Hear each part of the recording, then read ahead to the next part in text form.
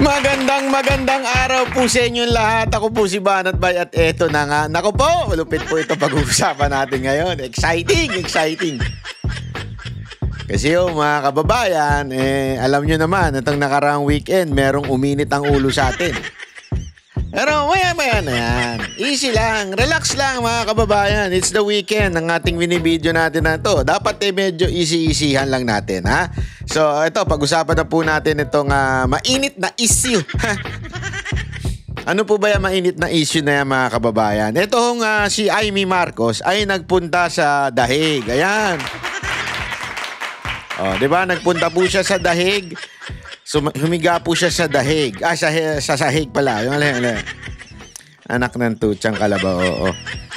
Anyway, pag-usapan po natin yan. Kasi meron po siyang tila nilabas na statement. Ika nga. Statement po na kung saan nung una-una napanood po yung kanyang nilabas na statement. Sabi ko, grabe to.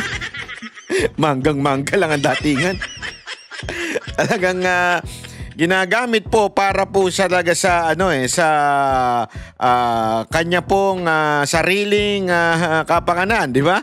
Para sa kanyang sariling promotion, ika nga, di ba po? So ayan na nga, pag-usapan natin 'yan.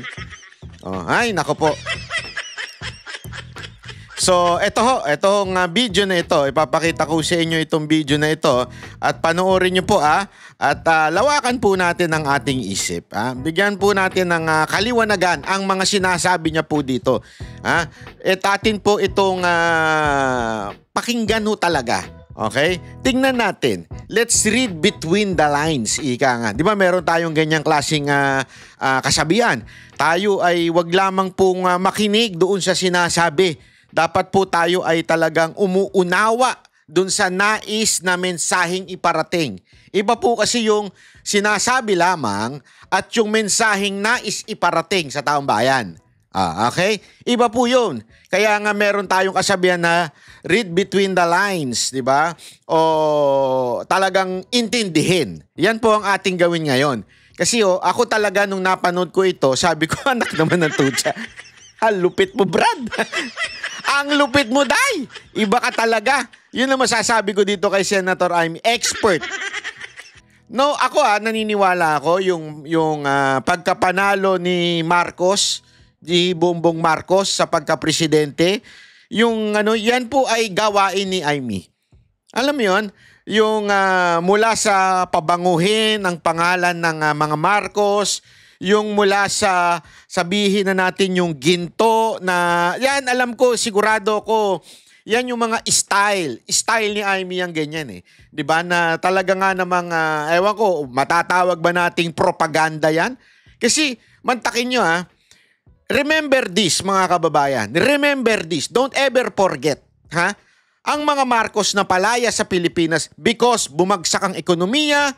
Nung panahon ni Senior, nagkaroon ng mga abusado, nagkaroon ng matinding pandaraya, di ba ho? Dun sa mga eleksyon. At the same time, talagang yung ekonomiya natin bumagsak nun. At talagang wala na. Out of control na ika nga. Kaya nga nagdesisyon ang militar. Nagdesisyon ang mga kasundaluhan na magbago na ayusin na. Malinaw itong nangyayari sa Pilipinas nung panahon ni Marcos Sr. At ladies and gentlemen, nagtagumpay ang mga Pilipino noon at ang gumalaw ho dyan ay malaking factor ho talaga ang mga military. Ngayon, nakita naman po natin, kaliwat kanan ang mga court decision na nagsasabing talagang meron pong tagong yaman, ill-gotten wealth. Napakahirap po kung ikaw ay iisipin mo ng malalim, napakahirap po paano mo aayusin yan. Nagdesisyon na ang korte. Marami na ang korte yung nagdesisyon na meron talagang ill-gotten wealth. Ultimo nga sa tax, Supreme Court na ho yun. Executory ho yun. How can you turn over the tides sa gitna ng mga ganyang klaseng mga desisyon ng korte? Ito hindi akusasyon Iba ho yung akusasyon sa meron ng desisyon. Ito ho'y guilty. Mga guilty na desisyon ng korte Napakarami po niyan. Even US court, di ba? May mga ganyan desisyon. How did they turn around the perception ng mga tao? Napakahirap niyan. Ako, naniniwala ako, matalino si Senator Amy. She was able to turn around everything into, quote-unquote, Marcos is just persecuted. Marcos is the real hero. As a matter of fact, yan na lumabas during the Duterte's time. Paano niya ginawa yan? Siyempre, yung mga vlogger niya na mga instead na ang pinush ay ang Duterte, pinush talaga ang mga Marcos. Huwag natin kakalimutan. Noong pa lang ng 2016, ipinapaalala ko na po sa inyo. 2016, gumagapang na po ang mga Marcos para pabanguhin ang kanilang pangalan. As a matter of fact, hindi nga natanggap nung iba eh. Bakit? Kasi si Pangulong Duterte, he was given a choice between Cayetano and Marcos, kanyang vice president. Mag-isip po kayo. Mag-isip po kayo ng maigi. Mag-isip. Kung kayo ay may isip, mag-isip po kayo. Bakit pinili ni Pangulong Duterte si Cayetano instead of BBM bilang partner niya as vice president? Doon pa lang, makikita nyo na talaga na si Pangulong Duterte, Rodrigo Roa Duterte, ay ayaw sa mga Marcos. Yan o ilagay natin sa ating mga utak. Ayaw na ayaw niya po kay Bongbong Marcos. To the point na mas pipiliin niya pa po ang isang Cayetano kesa sa isang Marcos. Sa mga nanlalait kay Cayetano, wala tayong problema. Yan ay karapatan ninyo. Diba? Pero hindi niyo mabubura na mas pinili ni Pangulong Duterte si Cayetano kesa kay Marcos. Bakit? Abay, malamang sa malamang, based in your own opinion, amay malamang sa malamang, ayaw niya talaga to si Bongbong. To the point, pinili niya yung iba. O, tanggalin na natin sa ating usapan ngayon, yung argumentong ba't pinili niya si Cayetano. Hindi, tanggalin na natin yan. But the point here, hindi niya pinili si Bongbong Marcos. Bakit? Ayaw niya. And the time goes, di ba? Talagang umandar. O, bakit sasabihin? Bakit di pinalibing ni Duterte ang mga Marcos? Because that is legally the right of a former president and a former soldier to be buried doon sa sementeryo ng mga bayani. Yun po'y karapatan. Legally po yun. Kaya pumayag si Pangulong Duterte. Alam nyo naman si Pangulong Duterte, it's all about legal matters. Yan po siya. Eto na ang tanong dyan. Umabot ang 2022. At alam nyo po, ilang beses din sinabi ni Pangulong Duterte na talaga nga namang pumunta si Marcos para humingi ng posisyon. Ayaw niya. Ilang beses niya sinabi yan, ayaw niya. Ayaw niya talaga. So ano punto natin dito? Mga kababayan, may dahilan kung bakit ayaw ni Pangulong Duterte si Marcos. Aside from doon sa sinasabi niya, na alam naman po natin, di ba, alam na natin yung akusasyon ni Pangulong Duterte kay Bongbong Marcos, because talaga namang questionable. Questionable po ang mga Marcos. Yan po ang, wag na natin tanggalin ho yan. And we discovered that. As a matter of fact, marami sa inyo nagsisi. Nabudol kayo. Tama. Okay po yan. But remember, nabudol kayo noon. Why? Because someone, nag-ayos ng perception ng mga tao tungkol sa Marcos. Sino po yun? Walang iba kundi si Senator Amy. Bongbong Marcos did nothing. Nothing. Because, alam naman natin, mahinang nilalango ito si Marcos Alam mo natin yun. Merong naglakad. Merong nagsaayos po nito. And we all know that is Amy Marcos. As a matter of fact, sinabi pa nga yan ni Vice President Sara Duterte, di ba? Na pinakiusapan siya ni Senator Amy tumakbo bilang Vice President kasi hindi sila mananalo kung sila lang. Natalo nga silang Vice President sa hindi pa kilala. Hindi kilala yung si Leni Robredo nun Pero natalo sila. So ibig sabihin talaga, it was Amy who is making a way for the name of Marcos to be somehow ma-redeem. Yun ang pinaka-foundation, bottom line ng lahat ng ito. It is just to redeem the name of Marcos. Nothing else. And everything that is happening right now, okay? Ngayon, lahat po nangyayari ngayon, o ginagawa ni Senator Amy, it is not for the Duterte. It is for redeeming the name of Marcos. Yan ang hindi natin maintindihan. Hanggang ngayon, marami pa sa atin ang nagpapabudol. Yan lang ang motibo ni Amy. Wala nang iba. Yung sinasabing naaawa siya kay Pangulong Duterte, si Amy ay gagawa ng mga ganito-ganito dahil ayaw niya, dahil naggawa sa pamilya ko to. Hindi. Lahat lang yan ay talkish lang po yan. Lahat po lang yan ay propaganda. Ang tunay talaga ay yung paulit-ulit niya sinasabi noon hanggang ngayon. At hindi lang niya sinasabi ngayon, ginagawa niya pa. Ano yun? Never niyang binlame ang kapatid niya. Never sa nangyari kay Pangulong Duterte. Never!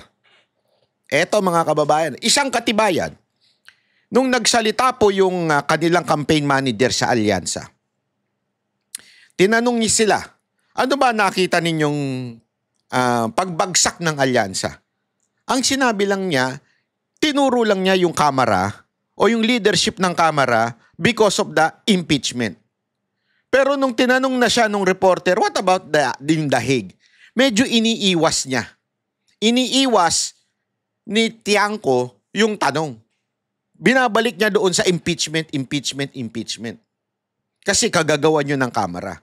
But we all know. Oo, meron nagawa yon. Merong nagawa na para bumagsak ang alyansa because of that impeachment.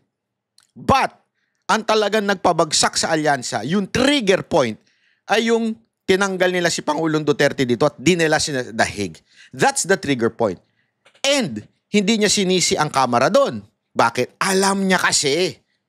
Walang ibang gagawa noon kung hindi ang executive branch. Ladies and gentlemen, nanggaling na mismo sa secretary, nasa DILG. Ngayon, dininay niya na because nabuking siya. Pero nanggaling mismo. Di ba? Binanggit niya doon. Sino mga kasama? Si Anyo, si Remulla, o si Marbil, si Torre. Ay, di ko alam kung nabanggit niya si Torre. Sorry. Si Marbil lang ata nabanggit niya doon. At saka si Marcos. Proud na proud pa siyang sabihin yun. Di ba? Sinabi niya yun sa isang interview. Proud na proud. Niyang sinabing pinagplanuhan ito kasama ang Pangulo. Pero pansinin ninyo, bakit dun sa report ni Amy sa Senado, never niyang binanggit ang Pangulo? Never! As a matter of fact, sinasabi niya pa nga, walang kinalaman si Marcos. Anak ng 3 kalabaw na pinagdikit-dikit. Gumalaw ang lahat ng sekretary mo. Pati si Gibo. Binanggit doon. Gumalaw lahat yan. Nang wala kang alam as president. Tangina naman. Kalukuhan naman yan. Doon pa lang. Sige nga ho. Sige nga. Sige nga ho. Tanungin ko kayo. Kailan sinisi ni Amy Marcos yung kapatid niya? Bilang palpak sa lahat ng nangyayari sa bansang Pilipinas. Sige nyo, mananahimik na ako dito kung sasabihin nyo meron kayong may papakita kayong video na sinisi niya yung kapatid niya at sinabi niya, eto kasing kapatid ko tatanga-tanga eh. O eto kasing kapatid ko may kasalanan itong lahat na to eh. Sige nyo, magpakita lang kayo sa akin ng bidyong ganon. Titigil na ako sa kakabanat kay Amy. Kasi nagagalit na kayo eh. Pikon na, umiiyak na kayo. Mga ganun, bubula na yung bibig nyo eh. Bakit hindi nyo maipakita? Again, ibabalik ko kayo sa kasaysayan. 2016. Di ba? Doon, tumakbo, natalo. Pero mula noon, binago na. Inaayos yung perception. They hired vloggers to make the name of Marcos palatable sa taong bayan. Bakit nila ginawa yon? Because to redeem the name of Marcos. Until now, yun ang kanyang foundation. Yun ang kanyang pinaka-puso. I-redeem lang ang pangalan ng Marcos. Iligtas lang. Kaya nga paulit-ulit niya sinasabi, lagi sa statement niya, may Marcos na natuto. Kasi nga, she wants to redeem the name of Marcos. That's the motive. More than anything else. Everything, yung halimbawang pagkampi sa mga Duterte, one, political survivor lang yan. Remember, nasa alyansa siya. Bakit pa siya nagpa-announce doon? In the first part, nasa alyansa siya. Tumindig pa siya doon sa stage ng alyansa. Nakita niya, naramdaman niya, ay, wala makagawa sa amin, walang mangyari sa amin ito. So, nirecalibrate niya. Sabi niya, sandali. Teka lang, hindi ko na mabobola ito mga ito. Doon tayo sabi mabobola ako. May mabubudol uli ako. So, lipat siya ng kampo. Tama, mali. And that was the turning point. Hindi dahil naawa ako kay Duterte dahil kinuha siya. That's bullshit. Sorry ha. That's bullshit. Hindi. Kung naawa ka na sa mga Duterte nung una pa lang. Hindi yung kung kailan na pabulusok yung iyong pangalan at pabulusok dahil di ka na mananalong senador, bigla ka na ng awa. Kasi yan yung sinasabi nung iba eh. O sinasabi niya na naaawa siya, ganun. Na hindi niya makaya, na isang matanda na may sakit, ganyan. Katarantaduhan po yan. Bakit kanyo? Hindi wala kang ginawa doon sa ano eh. Yung nasa Villamor eh. Naawa ka, di ba? Ba't di ka lumusob doon? Sasabi mo na naman, nasa biyahe ka. Ang tagal nila doon eh. Di ba? And don't tell me, hindi mo alam yun. Everyone knows aarestuin na siya. Yung mga vlogger nga nakapunta eh. Galing pang Hong Kong. Tapos sasabi mo, hindi ka makakapunta dahil hindi mo alam. Kalat na yun sa news. Nandun pa lang kami nila Pangulong Duterte, ang mga senatoriable, nandun pa lang alam na namin na aarestuin siya pagbalik eh. Ang ginawa, inagahan pa nga eh. Kasi nga delicates pag sa gabi. Oh. So, sabihin mo, hindi, wala kaming alam. Kaya siya nagbago. Pansinin niyo na, may time para magbago sana siya nun. Pero hindi eh. Nung nararamdaman niya nagalit na ang taong bayan dahil nadala na si Pangulong Duterte doon. And there was massive rally all around the world. Hindi lang sa Pilipinas pero buong mundo. Nakita niya po yun. Kaya siya tumalon. Ay, sandali. Yung dalawang bangka na sinasakyan ko, palubog na talaga isa, may tubig na eh. As in, 3/4 na yung tubig, konti na lang, lubog na yun eh. Talon na ako ngayon dito sa Duterte. Nakikita nyo na. Kaya siya biglang talon. And yes, she was saved. Totoo yan. She was saved because tumalon siya. She was saved because yung iba sa inyo nagpabudol. That's the truth. Pero hindi naman lahat. Kasi kung titingnan nyo yung mga Mindanao absentee voting, hindi naman siya pasok.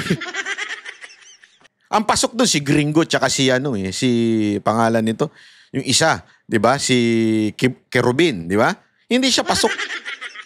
So marami sa mga taga Mindanao and Visayas, even the uniform personnel, hindi nabola, hindi nabudol. Yung iba lang sa atin. Ngayon, ako, eto nakikita ko na naman, binubudol na naman tayo. Ay pala. Sorry naman. Hindi ako kasali. Yung iba lang pala, hindi lahat. Yung iba binubudol na naman kayo. 'Di ba? Kaya ako nagsalita. At ipapakita ko sa inyo ngayon kung ano yung pambubudol na yon na ginagawa niya. Walang personalan ito. Meron lang talagang nag-react. Yung si Joey. Di ko kasalanan yun. I mean, ako, ang tinatabla ko lang doon, yung kanyang sinabi. Hindi siya. Todo ang react. Napapagalataan tuloy. Hindi ko na po kasalanan yun. Diba? Panoorin muna natin, ano ba yung sinabi niya na talagang tumindig ang balahibo ko. Sinabi ni Senator Amy. Eto ho. Together, we will bring PRRD. Wow, together we will bring PRRD. Wow, parang may kinalaman ka. Hindi, yan pa lang eh. Together we will bring PRRD.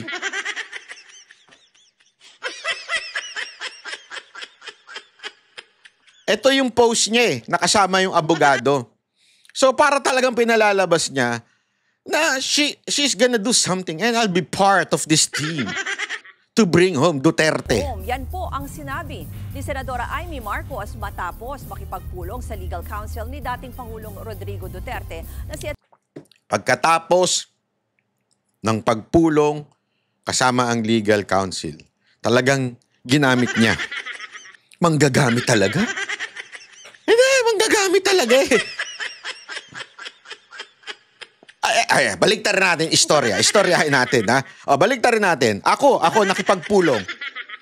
Ako nakipagpulong kay Attorney Kaufman. Sabi ko, at bigla ako nag-post.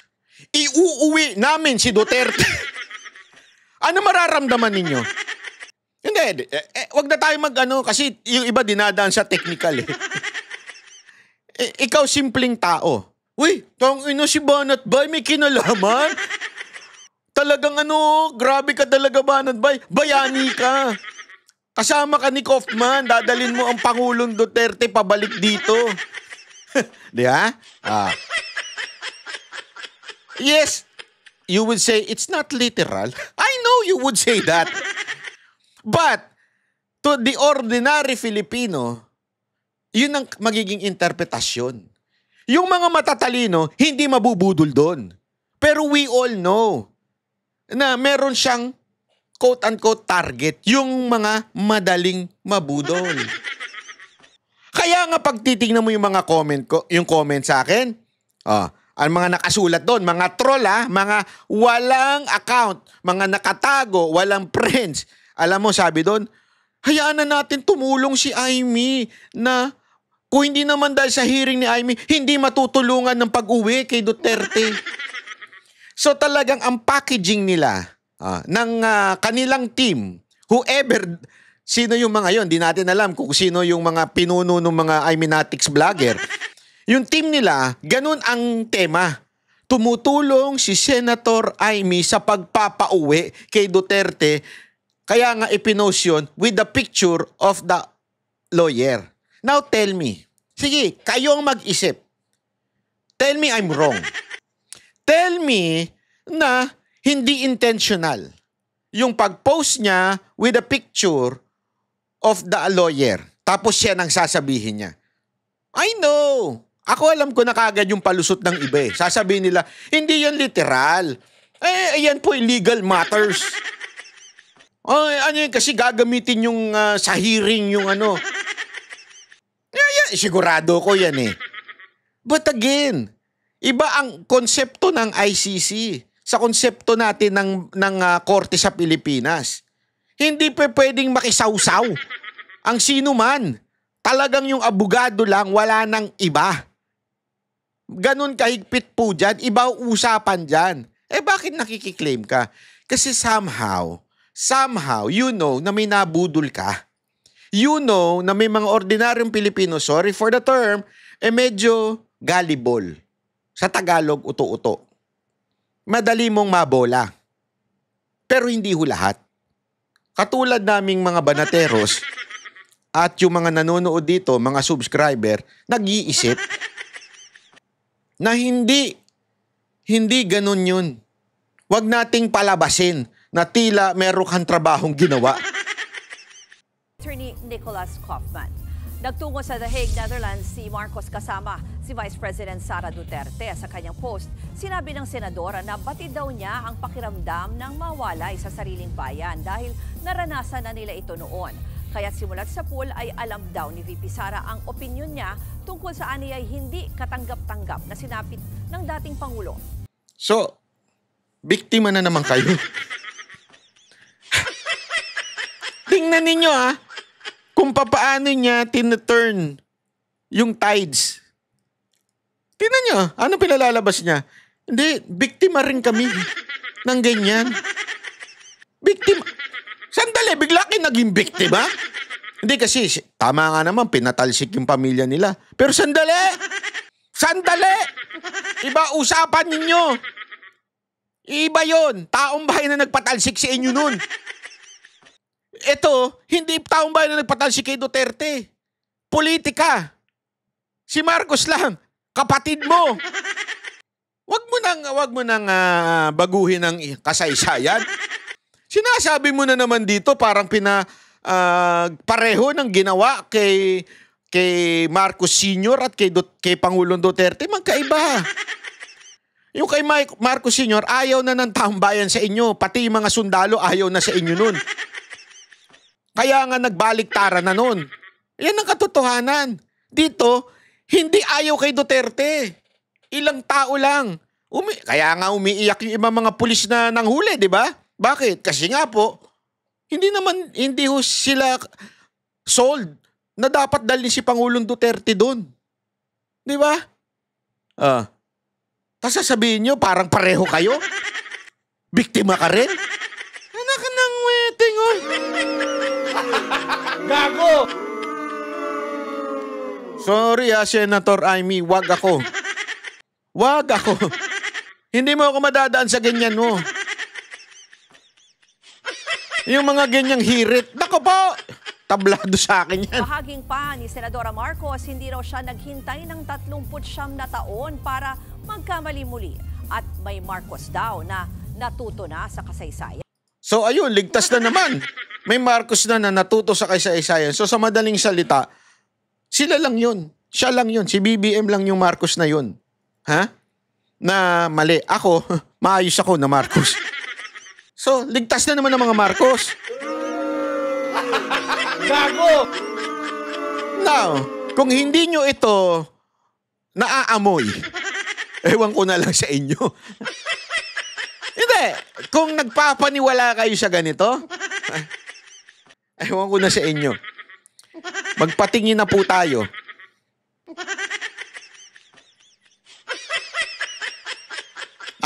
Basta ako, alam ko kung bakit yung iba nagpapaloko. Kasi, mahirap nga naman mabuhay ngayon, lalo na walang kita ang vlog mo. Git pa ng senadora, hindi siya nagtungo sa The Netherlands para magdrama, kundi para tumulong na magawa ng paraan ng pagpapauwi kay dating Pangulong Duterte. Nakadetene sa Netherlands si Duterte dahil sa Hindi daw para magdrama. Wala ka naman matutulong dyan eh. Wala ka matutulong. Umuwi ka dito, tapusin mo yung hearing yon, may matutulong ka.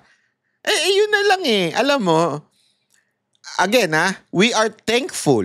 Yan na naman yung hihiring. Magpasalamat na lang kayo kay Amy kasi hiniring niya. Thankful nga ako, palakpakan. Ay, mali. Paulit-ulit kasi yung magpasalamat na lang kayo kay Amy kasi pasalamat. Gusto mo kumanta pa ako eh. Gusto mo? Kanta ako. Hindi kasi parang sige. Ito, saan kanta tayo 1 2 3. Check.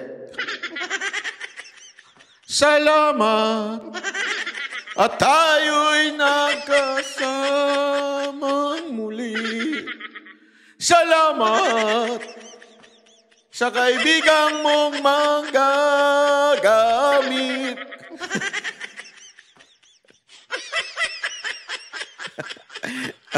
Hindi. Kasi hihirit na naman iba. Magpasalamat na lang kayo. Nagkaroon pa ng hearing. Dahil kay Amy na yung hearing. Ayan nga, salamat na nga. Ulit-ulit yung salamat na yan, Una sa lahat, trabaho niya yun bilang senador. Pasalamat. Play! Na reklamong crimes against humanity sa International Criminal Court. Mga kapatid, Ayan. Ayan po yun. Yan po yung konteksto na yun. Okay? Ngayon, agoy! Ito, punta na tayo kasi ito yung ito yung packaging. Ika nga, packaging ng ilang mga vloggers. Particular na ho itong napanood ko. Actually, napanood ko lang naman po ito. Komento ng isang tapos nag-comment nga ako doon na sabi ko sana may video niya, ma-share ko. Ang ginawa nung sandali sandali, tingnan ko nga. Kasi yun nag-comment ako sa isang post, natawa akong biglang-bigla sabi ko. Tapos, eto na nga, nag-comment siya, sabi niya, nag-send siya ng message sa akin with that video. Okay? So, sinend niya sa akin yung video na yan. So, shinare ko naman yung video. Okay? So, eto yung video na yon na kinainit ng... Saan na ba yun? Nawala Ito ba yun? Hindi. Naku, hindi ko pala nailagay. Hindi, nailagay ko yun Saan na yun? Hindi nga. Wait ito.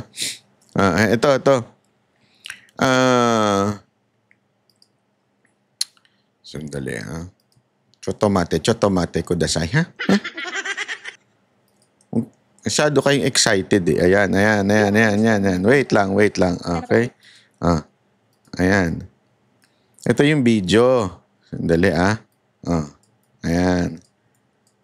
Ito po yung video na pinasa lang sa akin. At tawa ako ng tawa. So, sinare ko. Kasi, my intention is hindi naman para siraan o banatan si Joey. Hindi yun. Hindi yun na intention ko.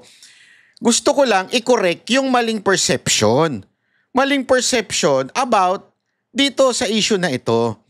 Kasi maling-mali po kasi yung perception na parang, tingnan ninyo paparinig ko sa inyo kung paano minali yung perception. Yung nasa kanan, wag ko natin anuhin yung kasi hindi naman po, alam ko nag-aano sila dyan iba yung pananaw nung nasa kanan sa kay Joey. Okay? Ito yung sinabi ngayon ni Joey na, again hindi ko pinipersonal si Joey dito. Yung sasabi na naman dyan na parang mga bata, huwag kayong mag-away! Huwag kayong nag-aaway para kay DDS. Hindi po. Relax. Walang nakikipag-away. Minsan masyado tayong mahina ang loob natin Tandaan natin, si Banat Bay, pag tama, palakpakan, pag mali, banatan. Kahit sino pa yan. Again, paulit-ulit ko na, sanay na kayo dito sa channel ko. Dito sa channel ko, yung mga matagal ng subscriber dito mga kababayan, hindi po tayo na may personal. Tayo po, binabanata natin yung mga maling pananaw sa tingin ko. Okay? Ngayon, hindi ibig sabihin nun, pinipersonal ko na yung tao o galit na ako dun sa tao. Sa matter of fact, wala akong problema. Kung anong gusto niya sabihin, wala akong problema. Kung maka-aimi siya, wala akong problema. Pero pag may nakita akong maling pananaw, tatablahin ko yun. Ibig sabihin, iko-correct ko yun sa tingin kong tama. Okay? So, hindi ito personal kay Joey. Play natin. Long meeting of Senator Amy and Attorney Kaufman collaborating on long meeting with Kaufman and Amy. Ano daw sabi? Collaborating. how to bring PRRD back home. How to bring PRRD back home. So parang may partisipasyon talaga si Amy. Collaborating Ibig sabihin, iba yung nakikibalita ka lang. Iba yun Iba yung usapan na, anong balita? Ano ng plano ninyo, sir? Pwedeng nagtatanong ka lang. Iba yung collaborating. Sabi nga, collaborate and listen. Iba yung. Di ba? Paano nyo kaya i-spin yan? Paano nyo kaya i-spin yan? Wala nag-i-spin. Wala nag-i-spin. Sino sinasabi mo nag-i-spin? Kami na meron talagang naganap na usapan between Amy and the attorney? Hey, naku. Walang ganun. Amy cannot participate in any way. Hindi pa pwedeng i-collaborate niya. Wala siyang as a matter of fact, yan nga sinagot ni VP Sara Duterte. Anong papel ni Amy dyan? No? Paano nyo kaya spin yan? Paano nyo kaya spin yan? We do not have to spin. Hindi na kami mag-spin yan. Si VP Sara Duterte na ang sasagot. Ayan. Well, anyway, ako nga, lagi kong pinopromote at lagi kong sinasabi sa mga followers ko, you really need to be reasonable. You really need to be rational when you are processing information in front of you. You really need to be rational. Ano ibig sabihin ng rational? Hindi, kasi mukhang iba atang ibig niya sabihin ng rational dito eh. Para bagang ang sinasabi niya, maging makatwiran o maging, anuhin natin, sa madaling salita, compromise. That's what you want, compromise. Compromise tayo, maging rational tayo sa ginagawa ni Amy. No. I cannot. Sorry, I cannot. I can see between the real thing and kung ano lang yung nanggagamit. And I will not allow that. I will not rationalize on that. Pag ginagamit, alam ko, nakikita ko. Ginagamit ang taong bayan na naman. Just to redeem the name of Marcos. Just to parang ihiwalay ang mga Marcos sa kapalpakan na nangyayari sa gobyerno. Ihiwalay ang Marcos pagdating po dito sa issue ng dahig. Yun po ang motibo. Halatang halata. And I can see that. Ngayon, you want us to rationalize on this? Tapos na ang eleksyon.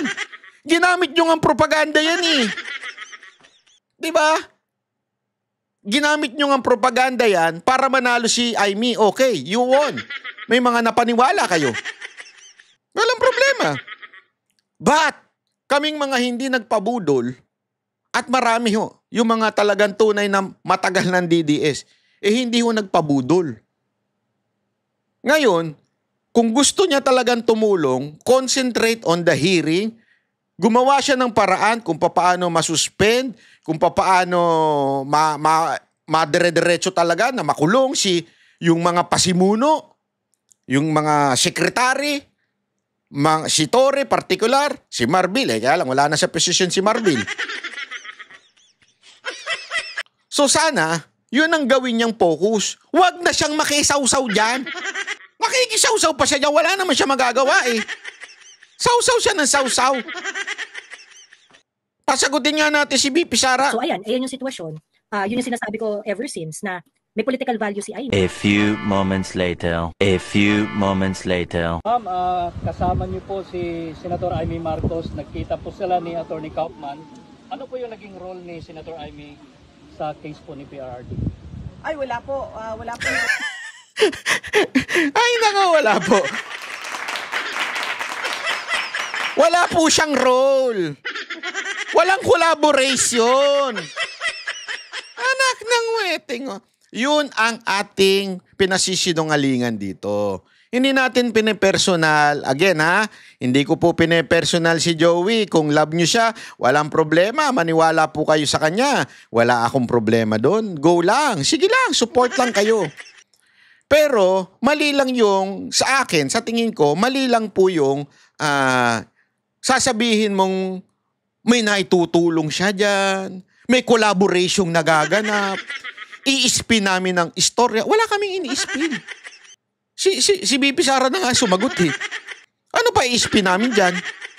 Wala. Si Senator Amy sa case ni former President Rodrigo Duterte. Nandito lang siya para kausapin na si Attorney Kaufman kung ano man yung napag-usapan nila. Wala ako doon, so mas mahalaga siguro na makausap ninyo si Senator Amy Marcos. At ano yung isang tanong, sir? Yung role niya. Anong role niya? Manga role. Hindi. Wala siyang role po. Either sa defense or doon sa ICC prosecution case, wala pong role si Senator Amy. Ito nga. Walang spin. Walang spin na sinasabi mo, ma'am. Walang spin. Ayan na po, malinaw na malinaw. Wala po siyang role. Wala, malinaw. Wala siyang role, mapa-defense, wala. Hindi siya tulong o whatsoever. Wala siyang role. Nandun lang siya para kausapin, kamustahin, para sigurado ako dahil nga birthday ni VP Sara Duterte, sinamahan. At 'di ba meron pa diyang ano na parang gusto atang ewan ko if that is true gusto niyang madalaw, tama pala, nasa interview pala 'yan. Sa buong interview. Gusto niya makausap si Pangulong Duterte, bawal nga po. So wala talaga siyang role. Nada. Nada. Wala nang spin dyan. Kung ano man yung spin na sinasabi mo, Madam Joey, wala pong spin. Nada. Kasi wala naman dapat i-spin eh. Dahil wala naman siyang ano dyan eh. Wala naman siyang tulong dyan. Wala siyang agbag. Ambag. Wala. Wag na natin ipagpilitan. Kasi pinagpipilitan pa natin na merong collaboration na gaganap between Senator Amy and the lawyer. Wala nga eh. Ay, kasi yun eh, collaboration. Collaboration daw. Na meron parang, alam mo yun, wala talaga eh. Ano gagawin natin? Wala. Walang spin dyan. Wala na ibang paliwanag dyan. Kung hindi, ano ba papel ni Amy? Wala. Ba't siya nandyan? Wala.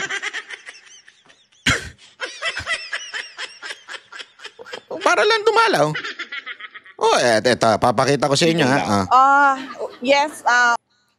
Andali Ano yung isang Ayan.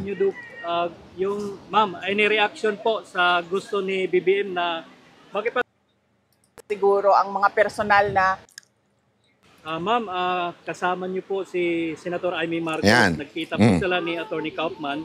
Ano po yung naging role ni Senator Amy sa case po ni PRRD? Ay, wala po. Wala pong Wala. role si Senator Amy sa case ni former President Rodrigo Duterte. Nandito lang siya para kausapin si Attorney Kaufman. Kung ano man yung napag-usapan nila, wala ako doon. So, mas mahalaga siguro na Mas magaling pa pala si yung mga nagsasabing merong collaboration, no? Wala na nga eh. usap ninyo. Si BP nga hindi nga alam kung ano yung pinag-usapan nila eh. Unless nakakausap nila.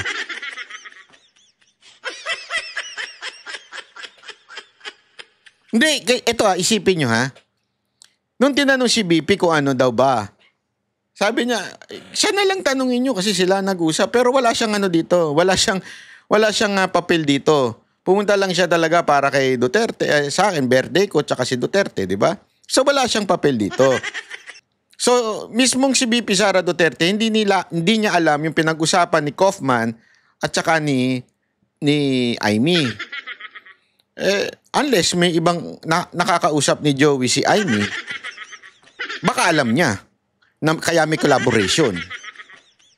Hindi ko alam Pero ako, I will take this as is. Hindi ko na kailangan to i-interpret. Simple wala siyang kinalaman. Tapos. Si Senator Amy Marcos. At ano yung isang tanong, sir? Yung role niya. Wala siyang role po. Wala siyang role. Ano siya? Mango roll nga. Either sa defense or doon sa ICC prosecution case, wala pong role si Senator Amy. Uulitin ko sa may mga hihirit na naman dyan. Magpasalamat na lang tayo kasi may hearing. Salamat po. Gusto nyo kantaan ko uli kayo? Paulit-ulit na yung salamat Nung palang hearing yan, nagpasalamat na ako Ngayon, pasalamat pa rin. Salamat po. Ito ma'am, last question na lang kasi ito kasi yung usap-usapan ngayon Ewan ko lang kung pwede ito. Wala na, iba na yan. Tungkol na kay yan. Di ba? Ito, sagutin lang natin yung mga ibang pahayag ni Joey. Ito, sasagutin natin objectively Hindi natin babanatan si Joey.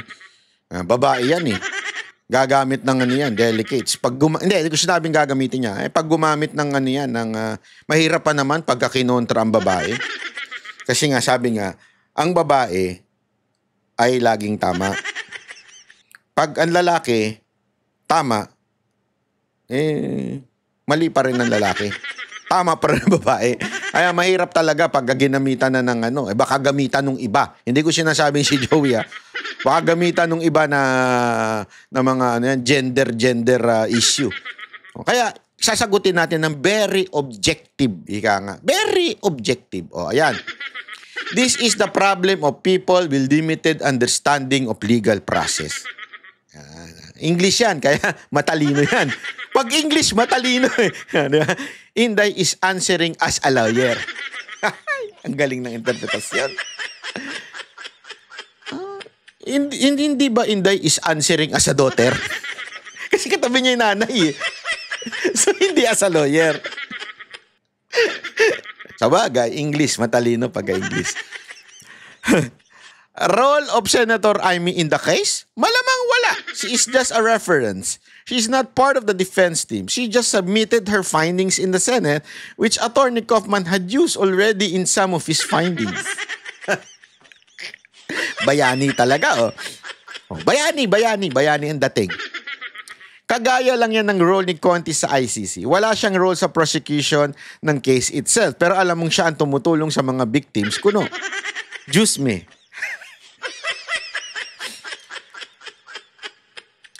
So, ibig mo bang sabihin, kailangan pa ng hearing, yung resulta ng hearing, para doon sa defense ni Pangulong Duterte? I don't think so.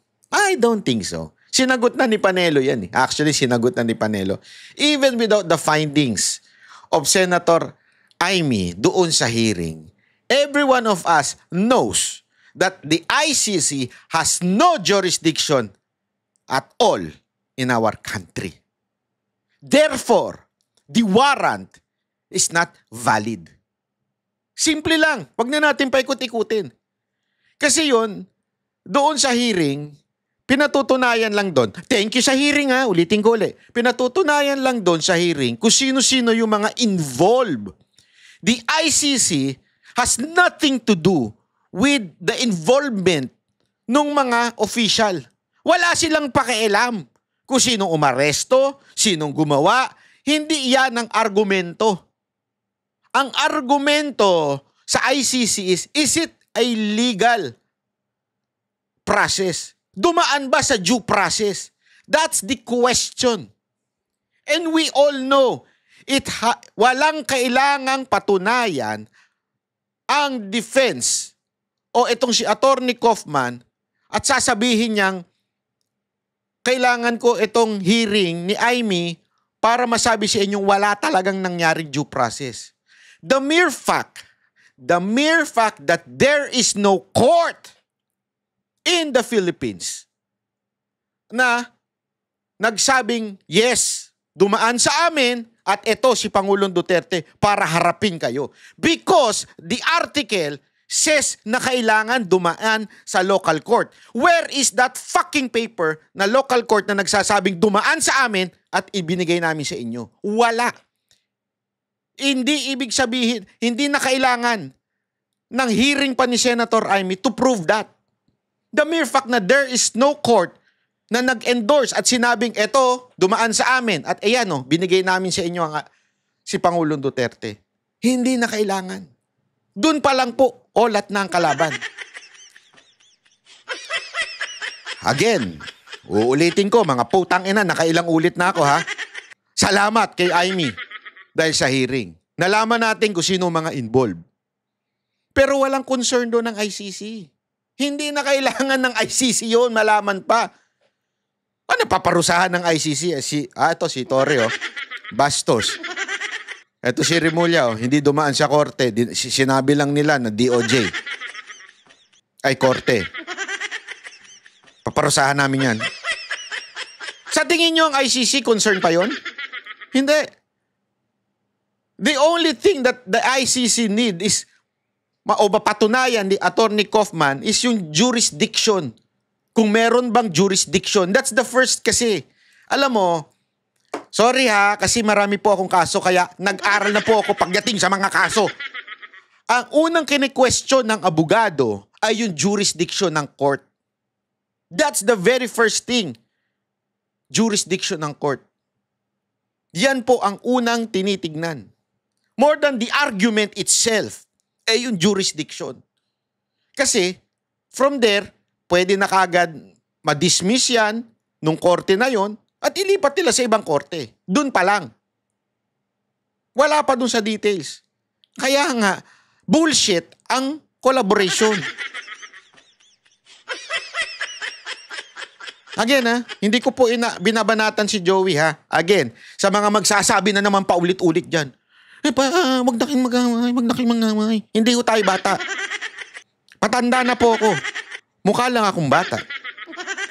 Pero matanda na po ako. Filter lang po yan. Hindi na po ako bata para makipag-away. Wala akong panahon makipag-away. Ang dami kong kinabibisihang buhay. Wala ako dyan. Ang inaano ko lang dito, yung maling pananaw natin. Okay? Yung maling intindi natin. Gusto ko lang linawin sa inyo. Ngayon, it's up to you kung maniniwala kayo o hindi. Kung hindi kayo maniniwala, it's your freedom. Kalayaan ninyong wag maniwala. Pero yung pipigilan nyo akong tablahin ang ilang kasinungalingan, ay out po kayo dyan. Wala po kayong karapatan na sabihan ako na wag kang magsalita. Wag mong tablahin si Amy. May nakita akong mali eh. Anong gusto, manahimik ako? Nakita ko talagang mali eh. Anong gagawin ko? Banat bay? Di binabanatan kasi sinagot ko, sabi ko hindi kita binabanatan. Issue lang. Wag tayo magtanga-tangahan. I am put in a derogatory light here. Relax mo, mukha mo. Init ng ulo ni Joey. Wag kayong baka mamaya niya yan eh. Alam mo naman ako sanay na kasi ko sa babae. Sanay na ako sa babae. Alam ko pag mainit ang ulo, alam mo naman. Kayo rin. Pag mainit ang ulo, alam nyo na yung mga asawa ninyo. Alam mo, payo ko lang sa mga husband and boyfriend. Pag mainit ang ulo ng asawa nyo o jowa ninyo, lumayo na kayo. Ganun lang kasimple. Huwag nyo nang sabayan para hindi kayo mag-away. Yun ang away pag nakipagsagutan ka pa. Pag nakipagtaasan ka pa ng boses. Dapat, pagka alam nyo ng kabuanan niya. Hindi ko sinasabing kabuanan ni Joey. I mean, pag ganun yun, ito pang general statement lang. Kasi ako, kabisado ko mga babae, mga toyo ng mga babae. Tandaan ninyo, marami tayong artist. Alam ko yan, paano pag nagkasabay-sabay ang toyo niyan, dahil nga naman, monthly period nila. Minsan, you just have to, alam mo yun, keep quiet. Hayaan mo sila. Again, balik tayo sa topic. Hindi ko si Joey yung sinasabi ko, Sabi dito, di binabanatan. Huwag tayong tanga-tangahan. I'm put in a derogatory light here. Yan ang argument niya. Pinut ko daw siya sa derogatory light here. Relax mo mukha mo. Hindi po. Hindi. Ako, yung issue lang, Madam Joey, this is not about us. Huwag natin isama yung sarili natin dito. Minsan kasi, yan ang tendency ng mga vlogger eh. Lahat po tayo nagkakamali dyan. Ang mga tendency na ng vlogger, masyado silang nagiging emotional. Nagiging, porket merong tumutol sa kanila, iniisip kagad nila na ito ay pambabastos sa kanila. Hindi ganun yun. Ako sasabihin ko na sa inyo, ako natutunan ko na yan eh. Whenever akong kinokontra ng sino man, mga vlogger o kaya ng mga trolls, hindi ko pinipersonal. As a matter of fact, di ko na nga binabasa. Hindi ko pinipersonal. Kaya ako naman binasa to kasi kakilala natin ito. Siyempre, sasagutin natin kung may mali siyang paratang. Ako, ihiwalay natin ang sarili natin dito. This is not about you and not about Banat Bay. It's not. And then, wag ko natin ipasok sarili natin. The world does not revolve around us. Okay? Let's talk about the issue. The issue is, walang papel si Amy doon at nagpapapel-papelan lang siya doon at nagmamangga-manggahan lang siya doon. That's the issue. Ngayon, sinabi mo na there was a collaboration, maybe there was a collaboration, o maybe there was... Yun yung pinapasinungalingan ko. Wala. Ngayon, bakit kita isinama doon sa video? Una-una, hindi akong gumawa ng video. Natanggap ko lamang po yun. Pangalawa, kasi doon sinasagot ni Vice President Sara Duterte yung mga quote-unquote the idea na Amy Marcos was there to do something about the case. Di ba? To collaborate with Attorney Kaufman. No. Walang papel si Amy doon. Yun yung sinasabi ni VP Sara Duterte. And that was true. Walang kailangan ispin doon. Walang papel si Senator Amy doon.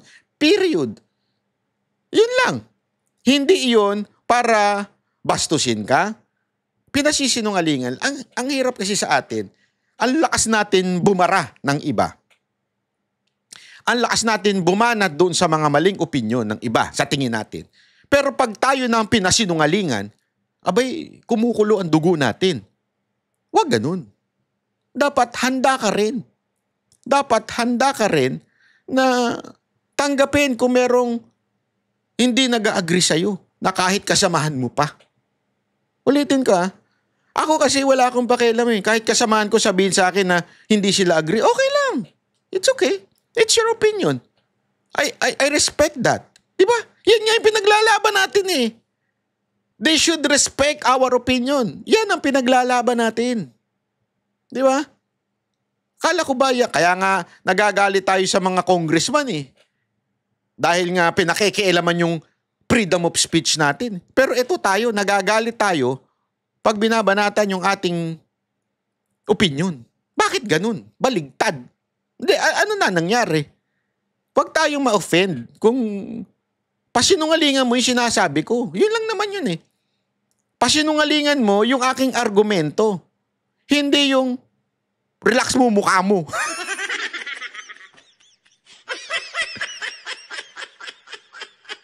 Lumalabas tuloy yung ano natin eh, yung pagiging, ako okay lang ako, wala akong problema kasi hindi naman ako na-apektuhan dyan sa mga ganyan. Okay lang sa akin, hindi naman na, hindi naman yan.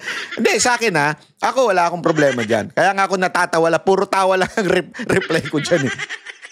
Ngayon, kinokomentohan natin to just to have a healthy conversation. Ito pa sinabi.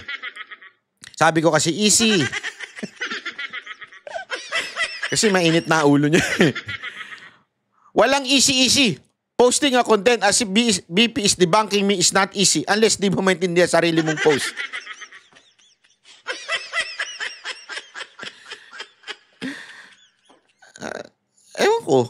Ewan ko sa'yo, sa totoo lang. Hindi ako nagde-debunk sa'yo. O hindi, dinedebunk yung idea na meron talagang ginawa si Amy doon. Na merong papel si Amy doon. And nagkataon lang, nanggaling sa'yo yun. That there was a collaboration, that there was a benefit ni Amy doon. Todo push ka kay Amy. Hindi ko alam bakit eh. Ewan ko sa inyo. Ako, sinasabi ko lang naman, walang papel si Amy doon. Ito na si VP Sara Duterte. Again, hindi tungkol sa'yo yan. Tungkol yan kay Amy. Bakit mo ginagawang tungkol sa'yo? Masyado ka nasaktan. Hindi, yun lang sa akin. Hindi ko magets. Bakit ka masyadong nasaktan? Hindi naman tungkol sa'yo yan. It's tungkol doon sa sinabi mo. Na sinabi mo, may collaboration, i-spin namin. Wala nang i-spin. Ayan na nga mismo si BP na nagsabi, wala siyang papel. Ano role niya? Wala. Ayun na yun. Hindi na kailangan ipaliwanag pa yun. Walang spin doon. Ngayon, ayun lamang po ay isang pagsasalita para lamang po ma-debunk yung ganong klaseng pananaw. Yung ideya na grabe, ang laki ng utang na loob ng bansang Pilipinas kay Amy.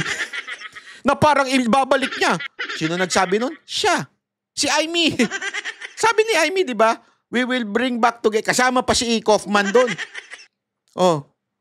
We will bring back. Yun ang dinidebunk natin. Sandali, wala kang papel dyan. Wala. Si BP na nagsabi, wala kang papel dyan.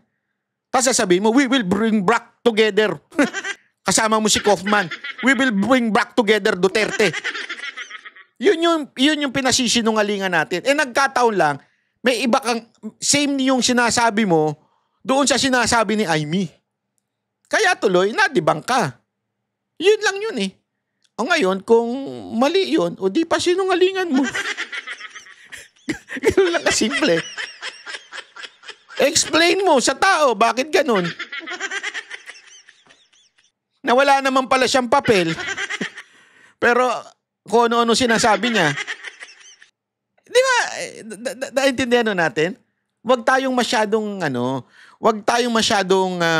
kasi yung iba dyan, meron pa ako nabasa dito eh. It's sad na makita nag-aaway-away. Walang nag-aaway-away dito. Paulit-ulit nating sinasabi yan. Hindi ko maintindihan bakit ba paulit-ulit ninyo sinasabing may nag-aaway. Walang nag-aaway. Sinasagot lang yung mga opinyon.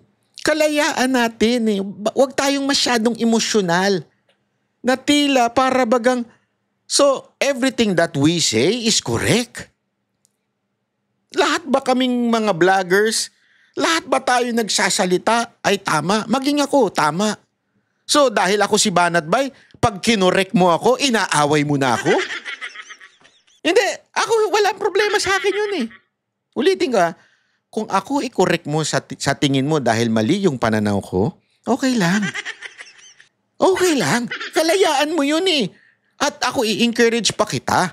Kasi yan ang malayang pakikipagtalaktakan, malayang idea. Kasi kung gusto niyo yung, wag kayo na mag-away. So, totoo yung sinasabi nila na panatiko lang tayo? Totoo yung sinasabi nila na tayo ay mga kulto lang? Na sunod-sunuran lang? Hindi. Hindi ako papayag doon. Tayo ay malaya. Malaya tayong pasinungalingan ng anumang mga mali sa tingin natin. At hindi tayo, hindi, kasi sinabi ni ganito yan, DDS yan, tama yan. Sinabi kasi ni ganito yan, tama yan kasi supporter yan. Hindi dapat ganun.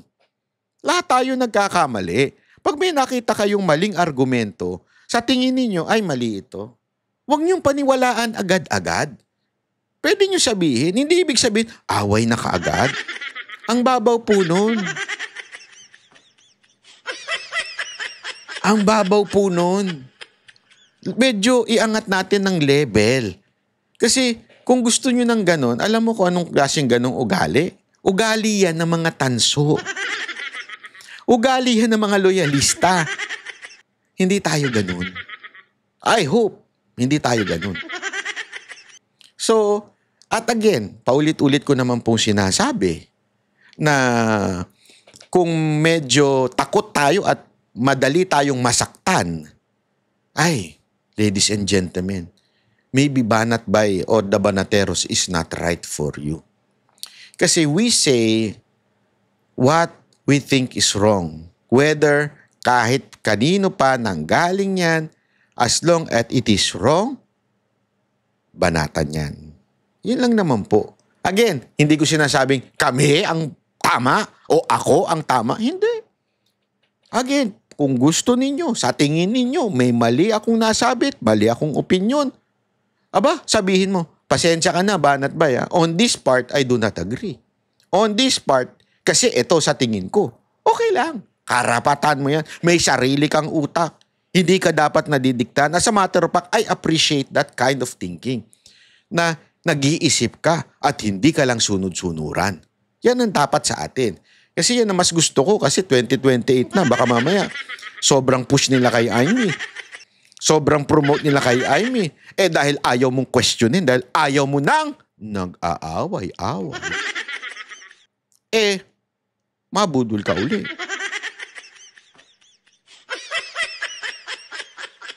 Ayoko nang ganun.